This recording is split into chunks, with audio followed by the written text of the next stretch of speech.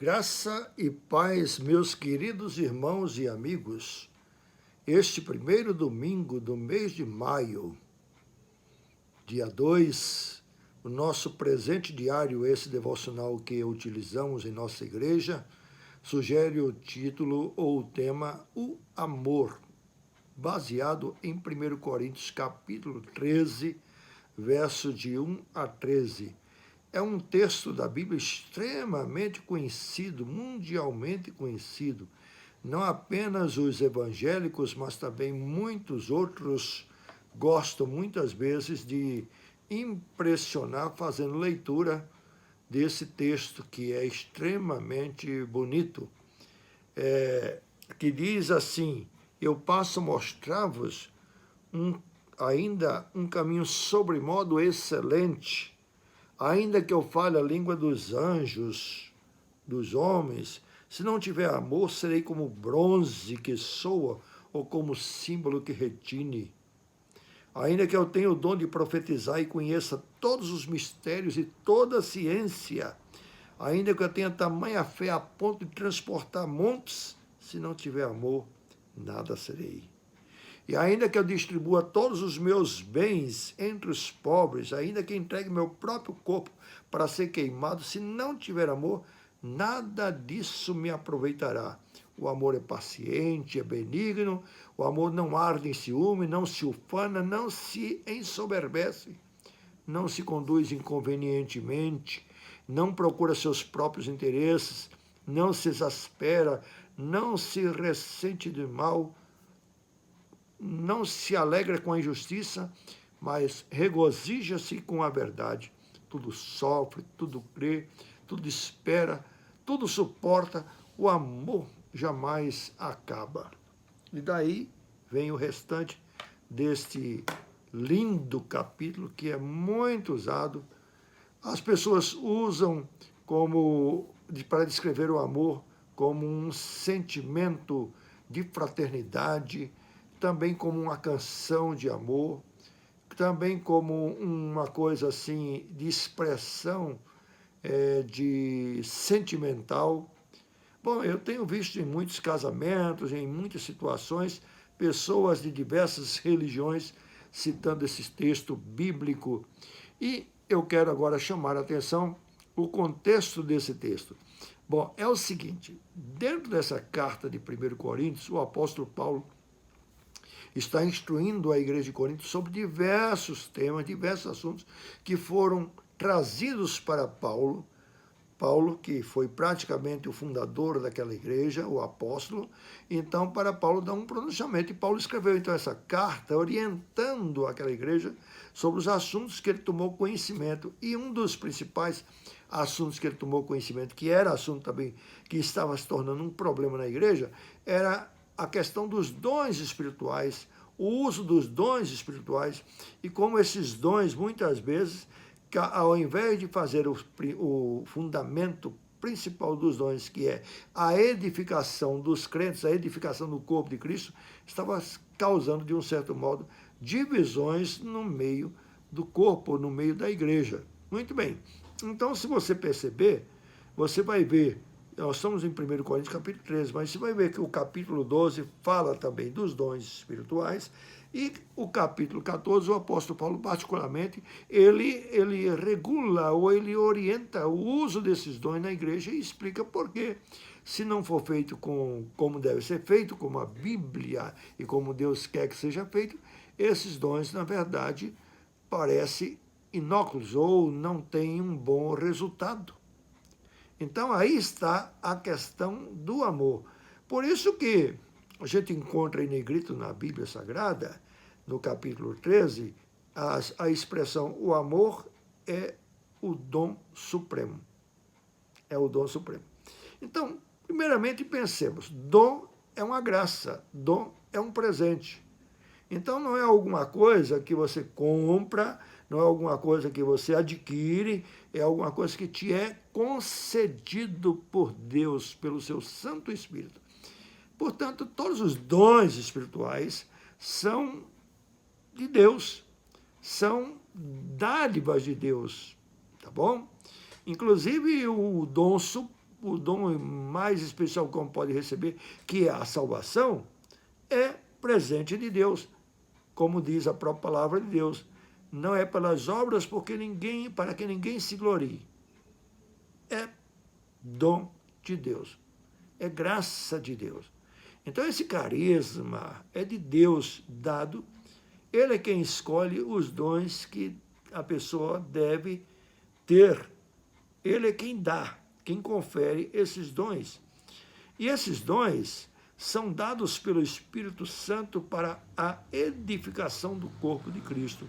Ou seja, se usar para uma outra forma, para uma outra serventia que não é esta, entendeu? Se não for para a edificação do corpo de Cristo, edificar uns aos outros, então ele está fugindo do seu propósito. Então o amor aqui é um dom de Deus, mas a Bíblia está nos revelando nesse capítulo 13, não é? Que esse é um dom que sobressai sobre todos, porque é um dom que mais se identifica com Cristo, com Deus. Entendeu? Porque os dons que são dados à igreja são os dons que Cristo tinha, ou tem. Cristo tem esses dons.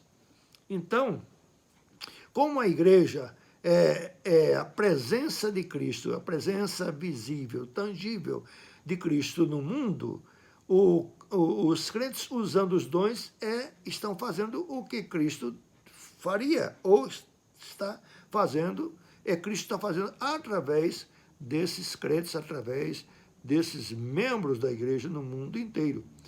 Então essa é a principal coisa que a gente tem de entender.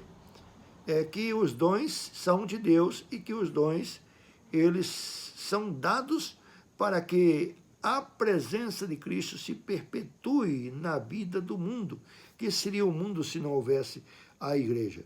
Aí talvez você diga assim, não, mas a igreja tem muitos defeitos e tal. Ô, gente, tem em todo canto, gente boa, gente ruim, gente que é verdadeira e gente que é falsa, tem em todo canto. Isso também acontece, infelizmente, com a igreja. Então, o que estava acontecendo na igreja de Corinto? Tinha pessoas que usavam os dons e fazia exaltação de alguns dons em particular em detrimento de outros, para mostrar que é mais espiritual, é mais isso, mais aquilo outro. Agora, quando nesse capítulo a gente observa o seguinte, no versículo 11, quando eu era menino, agia como menino, pensava como menino, agora que eu deixei de ser menino, ou seja, eu adquiri maturidade, deixei as coisas próprias do menino. Então, uma das coisas que o amor realmente verdadeiro faz com um cristão é a maturidade. Porque o amor é o sistema circulatório da vida da igreja. Entendeu? Não pode deixar de existir. Mas um crente maduro é um crente que ama. Uma pessoa que não ama, ele é como menino, cheio de mesmice, sabe? De disse, não disse, etc. Tal, briga por qualquer coisa, etc. Tal. Gente, o amor é um dom para nos dar maturidade. Maturidade, eu digo assim, eu vou fazer uma pequena comparação do que eu tenho entendido do que vem a ser uma pessoa madura. Maturidade, por exemplo, é uma pessoa que não se ensoberbece. O texto diz assim, o amor não se ensoberbece, não busca o seu próprio interesse. A maturidade, e é uma pessoa madura, é uma pessoa que não fica ensoberbecida quando ela é elogiada e também não fica deprimida quando é criticada, porque ela entende exatamente quem ela é, o que ela está fazendo, entende a quem ela está agradando. Então, embora essas coisas possam ser um ataque, elas não abatem as pessoas que têm maturidade. Então, o amor é a principal coisa para provar quem tem amor, é tendo maturidade. Agora, veja que esse texto da Bíblia também, sobre o amor, fala coisas interessantes. Então, por exemplo, muita gente quer dons de curar, de revelação, de profecia, dom de misericórdia, dom de presidência, dom de ensino, dom de pregação e etc. Olha, qualquer que seja o exercício do dom. Se ele não estiver vestido de amor, se não estiver motivado pelo amor, não tem serventia diante de Deus.